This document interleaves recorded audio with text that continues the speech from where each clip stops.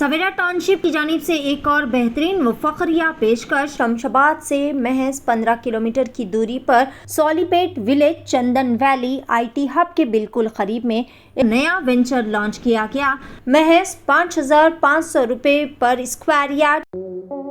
हैदराबाद के अवाम के लिए बड़ी खुशखबरी। अपनी लाडली के शादी के मुबारक मौके पर यूनिक फर्नीचर लाया है 100% गारंटी और वारंटी के साथ 18 mm हार्डवुड 10 साल की वारंटी के साथ सिर्फ और सिर्फ 45,000 में। 12 mm हार्डवुड 2 साल की वारंटी और गारंटी के साथ 35,000 और पार्टिकल वुड MDF में सिर्फ और सिर्फ 25,000 में।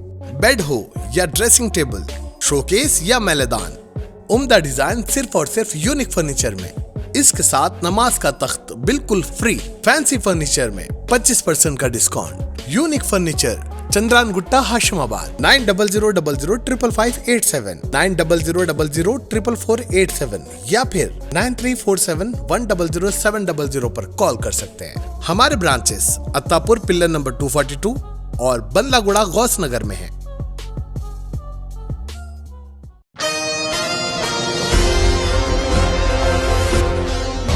रियासत तेलंगाना के वक्फ बोर्ड चेयरमैन सैयद अजमतुल्लाह हुसैनी ने एक मीडिया कॉन्फ्रेंस से खुसूसी खिताब करते हुए वक्फ तरमीमी बिल 2024 के सिलसिले में तमाम तर तफसीलात बताई। चेयरमैन तेलंगाना वक्फ बोर्ड सैयद अजमतुल्लाह हुसैनी की क़यादत में वफ्द, जिसमें वक्फ बोर्ड के मौज़ूद अरकान, चीफ एग्जीक्यूटिव ऑफिसर्स, तेलंगाना रियासत वक्फ बोर्ड के तमाम मेंबरान, दिगर मौज़ूज़ीन भी शामिल थे, जिसमें महकमे अखिलियती के दिगर ज़िम्मेदारान भी मौजूद थे और साथ ही साथ मुश्तरका वर्किंग कमेटी के अरकान भी मौजूद थे। वक्फ तरमीमी बिल 2024 को पार्लियामेंट हाउस नई दिल्ली में पेश किया गया और मौजूदा बिल की सही तौर पर मुखालिफत करते हुए तजावुज़ात और ज़बानी सबूत भी पेश किए गए। इसी मुनासिबत से तेलंगाना वक्फ बोर्ड के चेयरमैन और दिगर मौजूद अरकान ने अपने अपने तबादले ख्याल और अपनी अपनी राय भी पेश की। आइए जानते हैं इस खुसूस में मुकम्मल तफसीलात। पेश है नुमाइंदा रिपोर्टर शेख जाहिद की एशियन TV न्यूज़ के लिए यह खुसूसी रिपोर्ट। 6 सितंबर को तेलंगाना वक्फ बोर्ड की स्पेशल बोर्ड का मीटिंग यहाँ पर हम बुला के पार्लियामेंट के वक्फ अमेंडमेंट बिल 2024 के ऊपर हम डिस्कस करके 26 तारीख को 6 सितंबर को तेलंगाना वक्फ बोर्ड के जानिब से उस बिल की मुखालिफत में हम एक क्लास बाय क्लास हम जो 40 क्लासेस वो लोग जो अमेंडमेंट में रख के वक्फ बोर्ड पे जो तरमीमी बिल लाए उसके ऊपर हम इन डिटेल में डिस्कस करके हम उस दिन एक यूनानिमसली सभी बोर्ड के मेंबर्स का मुत्तफ़िक़ा तौर पर हम उसको रिजेक्ट करने का और हम एक रेजोल्यूशन हम पास किए थे। और उसी दिन उस बोर्ड मीटिंग में हम ये फ़ैसला किए थे कि हम तेलंगाना वक्फ बोर्ड की जानिब से जो parliamentary joint working committee on Waqf amendment bill 2024 को हम एक रिक्वेस्ट भेजेंगे, जिसमें तेलंगाना वक्फ बोर्ड अपना व्यू सजेशंस हम कमेटी के सामने हम आके रखना चाह रहे हैं। वो डिसाइड हुआ था, उसके मुताबिक हमने जॉइंट वर्किंग कमेटी को एक मेल के ज़रिए रिक्वेस्ट भेजा था और उसको लोग एक्सेप्ट करते हुए हमको 6 सितंबर को हमको 2:30 बजे का टाइम दिए थे जॉइंट वर्किंग कमेटी को पार्लियामेंट हाउस में। उस 6 बोर्ड के उन लोग के जब हमको परमिशन मिला आने का, हम मेंबर्स के लिए भी उनको रिक्वेस्ट भेजे थे कि तमाम बोर्ड मेंबर्स के लिए, लेकिन उन्होंने 10 मेंबर्स को अलाउ नहीं करते हुए हमको 7 का परमिशन दिए थे। फिर उसके बाद फिर हम जैसा परमिशन आया हमको उस वहाँ पर सजेशंस और जो हमारा रिप्रेजेंटेशन है, हम मुख्तलिफ एक्सपर्ट्स से हमने बात की, जिसमें रिटायर्ड ब्यूरोक्रेट्स है, सीनियर एडवोकेट्स है, बोर्ड के हॉनरेबल मेंबर्स हैं, बोर्ड में मेंबर हमारे रुकन पार्लियामेंट हैदराबाद के वो भी हमारे हैं, उनसे भी, और उसके साथ साथ जो हुकूमत में दीगर कॉरपोरेशन बोर्ड के जो चेयरमैन से, मुस्लिम चेयरमैन से, और हुकूमत के तेलंगाना हुकूमत के मुशीर और प्रिंसिपल सेक्रेटरी, इन सबको हमने वक्फ बोर्ड में बुला के इस ड्राफ्ट के ऊपर हम तफसील से हम डिस्कशन करके एक हम ड्राफ्ट जो वहाँ पर तेलंगाना की जानिब से, वक्फ बोर्ड की जानिब से जो प्रेजेंट करना था, हम वो उसको एक कंप्लीट करके हम उनको एक सॉफ्ट कापी 3 तारीख को हमने भेजा है। उसके बाद 6 तारीख को 2:30 बजे हमारा वक्त था, हमारा 9 आदमी का डेलीगेशन था। वो डेलीगेशन को उन्होंने बुलाया। 6 के दिन हम 2:30 बजे वहाँ पर गए, जिसमें 31 जॉइंट वर्किंग कमेटी के जो 31 मेंबर्स है, मेंबर ऑफ पार्लियामेंट की जो कमेटी है, उसमें हम गए। अल्हम्दुलिल्लाह 2 घंटे बड़ी तफसील से हमारा रिप्रेजेंटेशन वहाँ पर रहा। हम उनको तहरीरी तौर पर भी हमारा रिप्रेजेंटेशन हमने दिया है, और एक फ़िज़िकली भी वहाँ पर हमने हार्ड कॉपी भी हम पूरी कमेटी की, पूरे डेलीगेशन की जानिब से चेयरमैन को और मेंबरान को हम एक सबमिट किए हैं, जिसमें बहुत सारे इशू पे बहुत इन डिटेल में, क्योंकि जॉइंट वर्किंग कमेटी के कुछ रूल्स है, कुछ डायरेक्शंस है, उसके बिना पर, क्योंकि अगर हम उनके रूल्स को वायलेट के जैसा होता है, इसलिए हम वहाँ पर जो उनसे हमारी जो गुफ्तगू हुई है, जो उनसे हमारा जो इंटरेक्शन हुआ है, क्वेश्चन आंसर्स हुए हैं, वो भी तफसीली प्रिपेयर होके आए थे, और हम भी उनका तफसीली हमको उनसे हमारी आर्गूमेंट्स हुए, उनसे हमारे सजेशंस, ओरल सजेशंस दिए, हमारे ऑब्जेक्शंस उनके सामने हमने रेज़ की। उसके ऊपर उन्होंने एक इत्मीनान का इजहार किया कि तेलंगाना के वक्फ बोर्ड ने एक क्लियर एक्सरसाइज करके हमारे सामने आया है, और हम जिसको हम 4 लोग वहाँ पर 5 लोग हम लोग प्रेजेंट किए हैं, जिसमें सीओ साहब, हमारे वक्फ बोर्ड के सीओ असदुल्ला साहब, जो कलेक्टर्स के पावर्स को लेके, उसके बाद इसमें इवैक्यू प्रॉपर्टीज़ को लेके वो डिटेल्स उनके सामने प्रेजेंट किए, और उसके बाद फिर जनाब हमारे मोअज़्ज़िज़ रुकन अकबर निज़ामुद्दीन साहब और बंदगी बादशाह साहब मुतवल्लियों के इशूज़ को लेके, वक्फ बाई यूज़र्स के इशूज़ को लेके, और उसी तरीके से वक्फ में नॉन मुस्लिम्स को रिप्रेजेंटेशन को लेके उन्होंने अपना तफसील एक रिप्रेजेंटेशन वहाँ पे दिया, उन्होंने पेश किया। उसके बाद हमारे लीगल एक्सपर्ट जनाब M.A. मुखी साहब, उन्होंने वक्फ सेक्शन 40 के ऊपर, वक्फ सर्वे के ऊपर, और उसी तरीके से म्यूटेशन के ऊपर, और वक्फ ट्रिब्यूनल के ऊपर, मुस्लिम लॉ के ऊपर उन्होंने अपना डिटेल्स एक ऑब्जेक्शंस जो अमेंडमेंट में जो थे उसमें, उसके ऊपर उन्होंने अपना एक व्यू रखा। उसके बाद जनाब नुसार हुसैन हैदर आगा साहब, जो बोहरा, शिया और आगा खानी जो कम्युनिटी से, उनका रिप्रेजेंटेशन को लेके और वुमेन रिप्रेजेंटेशन को लेके उन्होंने उसके ऊपर बात रखी। उसके बाद फाइनली मैं बैसियत चेयरमैन वक्फ बोर्ड के जो सीओ के पावर्स है और नॉन मुस्लिम मेंबर्स को इंक्लूड करने का है उसमें, और उसके साथ साथ नॉन मुस्लिम सीओस के लेके और वक्फ बोर्ड को ऑटोनमस हटा के वक्फ बोर्ड को अपॉइंट करने का जो है, उसके ऊपर हमने कम्प्लीटली उनके ऊपर रोशनी डाली है, और हमारे ऑब्जेक्शंस उनके सामने हमने रेज़ किए हैं। और अल्हम्दुलिल्लाह तेलंगाना वाहिद एक बोर्ड है जो पूरे हिंदुस्तान में नॉन बीजेपी स्टेट, क्योंकि हमसे पहले एक राजस्थान बोर्ड आया था वहाँ पे, उसके बाद नॉन बीजेपी स्टेट्स में एक तेलंगाना वाहिद पहला बोर्ड है जो अपनी बात वहाँ पर सबसे पहले, यहाँ पर रेजोल्यूशन भी हमने पास किया है, और वहाँ पर फिज़िकली भी हम कमेटी के सामने जाकर हमारा वहाँ पे ऑब्जेक्शंस और हमारे जो भी सजेशंस है, व्यूज़ है, हम उनके सामने रखे। उसके बाद जब हमारी मीटिंग ख़त्म हुई, वो तफसीली, क्योंकि बहुत सारे MPs थे, वो लोग भी हमसे बहुत सारी चीज़ें जानने की कोशिश की है, हम उनको तफसील से हमने एक एक चीज़ के ऊपर हमने उनको बताया है कि क्या प्रोविजंस है, लॉ में क्या है, कॉन्स्टिट्यूशन में क्या है, और मुस्लिम लॉ में क्या है, सब चीज़ें उनको बताया। वो लोग भी इत्मीनान का इजहार किए। उसके बाद जब ये हमारी कमेटी की मीटिंग हुई, मीटिंग के बाद जब हमारा जो चाय का वक्फा था, उसमें हमने चेयरमैन साहब और दीगर बीजेपी के भी मेंबरान के साथ हम बैठे, उनके साथ इंटरेक्शन किए, बोर्ड के मेंबर्स हम सब लोग बैठे हैं, और वो लोग के भी कुछ क्वेरीज थे, वो लोग भी कुछ जानना चाहते थे कि क्या वक्फ लॉ में क्या है, मुस्लिम शरीयत में क्या है, कॉन्स्टिट्यूशन में क्या है, हम लोग भी उनको बात करके उनको इत्मीनान दिलाने की और उनको हम कन्वेंस करने की कोशिश किए। अल्हम्दुलिल्लाह वो लोग कन्वेंस हुए। और सबसे अच्छी बात यह है कि बीजेपी के मेंबरान के जानिब से ये कहा गया, जो वो कमेटी में मेंबर्स है, कि अब तक के जो जेपीसी में जेडब्ल्यूसी में जितने रिप्रेजेंटेशन हिंदुस्तान से हमको उसूल हुए हैं, उसमें one of the best representation Telangana का था।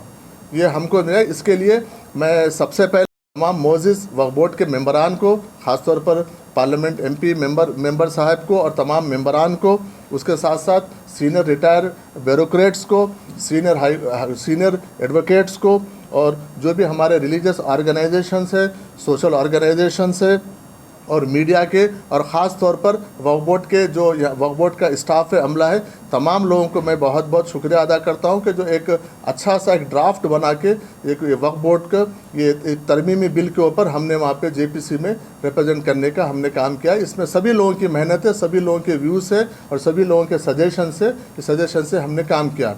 हम बस आप लोगों के ज़रिए एक ही, क्योंकि कुछ चीज़ें हमारे को क्योंकि डायरेक्शंस है कि हम सब चीज़ जो डिस्कशन हुआ कुछ चीज़ों ओपन हम नहीं कर सकते हैं, इसलिए ये हमारा रहा। उसके साथ साथ हम आपके ज़रिए, क्योंकि बहुत अहम मुद्दा है, मैं समझता हूँ जैसा एनआरसी का जैसा इंडिविजुअल शहरियत का मामला था, उसी तरीके से वक्फ जो तरमीमी बिल है ये भी बहुत अहमियत का हामिल बिल है। अगर ये बिल अगर कहीं ना कहीं किसी न किसी तरीके से हमारी आलसी पने से, हमारी भूल चूक से अगर ये बिल अमेंड होने में अगर अमेंड होता है तो इसमें औकाफ़ी जायदादों को बहुत बड़ा नुकसान होता है, क्योंकि औकाफ़ी जो जायदादें हैं अल्लाह की अमानत है। ये औकाफ़ के जो ज़मीनात है, जायदादें हैं, मसाजिदें हैं, ख़बरस्तान है, खानखाहें हैं या दरगाहें हैं, ये अल्लाह की अमानत है।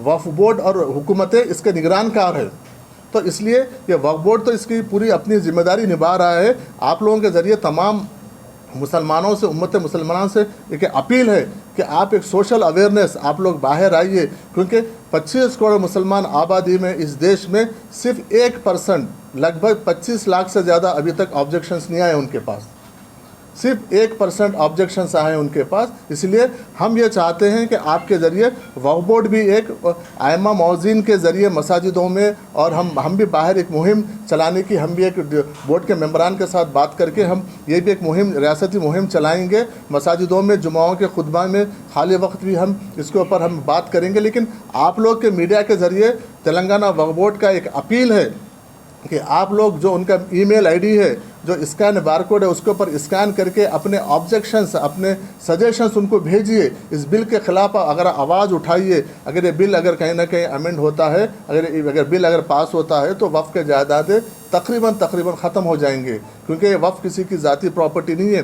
जितना वक्फ बोर्ड की ज़िम्मेदारी है, वक्फ बोर्ड इसका निगरानकार है, वक्फ बोर्ड की जितनी ज़िम्मेदारी है तमाम मुसलमानों की भी उतनी ज़िम्मेदारी है, कौम की ज़िम्मेदारी है कि इसके बेदार हों और इसके लिए एक मुहिम चलाएँ, सब लोग को बाहर आए, तभी जाके वक्फ बोर्ड ये वक्फ अमेंडमेंट बिल कि इसको रोक सकते हैं, वक्फ के जायदादों की हम हिफाजत कर सकते हैं। इसलिए मैं फिर एक बार तमाम मेंबरान का और आप तमाम लोगों का शुक्रिया अदा करता हूं कि इस अब तक के इस मुहिम में, वक्फ बोर्ड की जो इस अब तक की इस पहल में, इस मुहिम में आप तमाम लोगों ने हमारा साथ दिया, और उम्मीद है कि इसको बचाने में और वक्फ बोर्ड को बचाने में और इस बिल को नाकाम करने में आप तमाम लोग एकजुट होकर बाहर आएंगे। मैं तमाम सियासी पार्टियों, सियासी जमातों के, मुस्लिम कायदीनों से, सोशल ऑर्गेनाइजेशन से और रिलीजियस ऑर्गेनाइजेशन से, ब्यूरोक्रेट से, जो रिटायर ब्यूरोक्रेट्स है, जो अभी मौजूदा ब्यूरोक्रेट्स है, और मैं वकला से, चाहे हाई कोर्ट के हो या सुप्रीम कोर्ट के हो, नौजवानों से, उलमाओं से, मसाजिदों के आइमा मौज़ूनों से,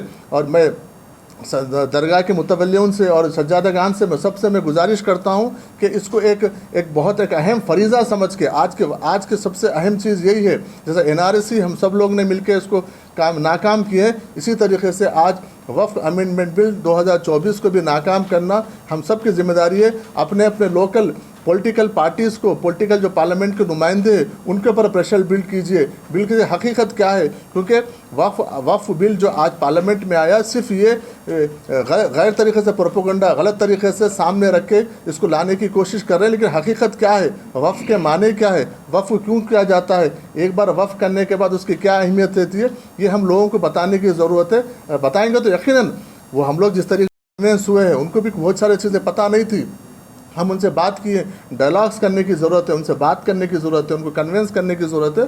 तो यकीनन ये बिल रुकेंगे क्योंकि अल्लाह हिफाजत करने वाला है, लेकिन हमको भी इसको अवेयरनेस लाने की, हम सबको एकजुट होकर इसके ऊपर काम करने की ज़रूरत है। आप तमाम लोगों का बहुत बहुत शुक्रिया। आप कोई लाहे अमल कोई मतलब कोई सेमिनार कॉन्फ्रेंस वगैरह? नहीं, इसके ऊपर वक्फ बोर्ड के मेंबरों से अनकरीब बात करके आगे का जो है हमारे 2-3 प्रोग्राम से, और सबसे पहले हम अगले इंशाल्लाह बोर्ड मेंबर से बात करके अगले जुमा में हम आयमा मौज़न के ज़रिए एक अपील करेंगे कि आप आइए और ज़्यादा से ज़्यादा एजुकेशन इंस्टीट्यूशंस में जाने की, मुस्लिम एजुकेशन इंस्टीट्यूशंस में जाके जो भी हर आदमी आज मोबाइल यूज़ कर रहा है तो उसको स्कैन करके उसको भेजना, जो लोग पढ़े लिखे हैं उनको मेल करके भेजना है। इसका अपन इसमें अपना एहतजाज या अपना सजेशंस, अपना ऑब्जेक्शंस उसमें अगर हम जितना ज़्यादा हो सके, अभी वही जैसा मैं बताया कि 25 करोड़ की आबादी में सिर्फ हम करीब 25 लाख से ज़्यादा अभी तक हम नहीं भेज सके। तो कहीं ना कहीं हम सबको इसके ऊपर अवेयर होने की ज़रूरत है। इसको एक सोशल मीडिया में एक मुहिम चलाने की ज़रूरत है। उसके लिए आप मीडिया वाले बहुत बड़ा इसका ज़रिया बन सकते हैं कि आप तमाम लोगों से अपील है कि इसमें थोड़ा सा अवेयरनेस आने की ज़रूरत है। जी आप क्वेश्चन आंसर जो है वहाँ पे जो क्वेश्चन आंसर हुए हर आदमी इस तरीका कलेक्टिव एफर्ट्स है ये। इसमें तमाम बोर्ड मेंबर्स है, इसमें बहुत सारे सीनियर ब्यूरोक्रेट्स इसमें सपोर्ट किए, वकला सपोर्ट किए। उनका जब हम सेकंड मीटिंग जब हम किए थे बोर्ड की पहली मीटिंग के बाद, उसके बाद हम एक रफ ड्राफ्ट लेके हम रखे थे। उसके बाद उसको एक फ्रेम में हमारा वक्फ बोर्ड का जमला ख़ास तौर पर अपने CEO साहब वगैरह जो भी है उसको एक उसको फ्रेम में उसको ला के हम एक अच्छा ड्राफ्ट बनाने की हमने कोशिश की। सुना कि आप उसकी सताइश की गई, इंक्लूडिंग जैसा आप बोले बीजेपी के मेंबर ऑफ पार्लियामेंट की तरफ से, तो उनको आप सेटिस्फाई करने में कामयाब रहे? मतलब अल्हम्दुलिल्लाह हम उनको सेटिस्फाई करने में कामयाब हुए हैं, लेकिन वो उनका आगे उस पर रिपोर्ट में क्या वो व्यूज़ देते हैं उस पर डिपेंड करेगा। लेकिन अल्हम्दुलिल्लाह हम जितना हमारा उनसे जब बाहर भी ऑन रिकॉर्ड और ऑफ रिकॉर्ड जब बात हुआ हमारा, उसमें हम उनको बोले तो वो खुद अपने उससे बोले कि अब तक के जितने रिप्रेजेंटेशन है उसमें one of the best Telangana का है। जगवंदन आपका जो चेयरमैन है कमेटी के, उनका क्या रिएक्शन था? नहीं, उनका तो पॉजिटिव था। वो तो सभी लोगों से सुन रहे थे, उनके जो क्वेश्चंस थे हम कुछ बोलना थे करिए, उनका तो रिएक्शन तो जो बताना है वो तो बताएंगे रिएक्शन कि हम तो वहाँ पर अपना व्यू, अपना सजेशंस अपना रखने के लिए गए थे, तो वो तो जाहिर नहीं करेंगे ना। वो तो ओवरऑल तेलंगाना ही सबसे बेहतर प्रेजेंटेशन दिया और फिर सबसे बड़ी जो है ड्राफ्ट तैयार करके ले गया कंपेयर टू अदर स्टेट। नहीं, वो उनका कहना था। हम लोग तो दिए अपना, हम बेस्ट समझ के हमारा एक्सपर्ट से बात करके हम दिए हैं। उनका कहना था कि अब तक का सबसे जो आप लोग इन डिटेल में आप जो बात रखे हैं और जो आप जो रिटर्न में दिए हैं ना, उसमें सभी चीज़ों को हम कवर करने की कोशिश की है। सवेरा टाउनशिप की जानिब से एक और बेहतरीन व फखरिया पेशकश। शमशाबाद से महज 15 किलोमीटर की दूरी पर Solipet village Chandan valley IT hub के बिल्कुल करीब में एक नया वेंचर लॉन्च किया गया। महज 5,500 रुपए पर स्क्वायर यार्ड। शमशाबाद सुल्तानपल्ली पर महज 9,000 रुपए पर square yard. Market, shopping mall, petrol pump, engineering colleges, school, तमाम नामवर रिसोर्ट्स और वैली से घिरा हुआ venture ready for construction. Spot registration, clear title venture.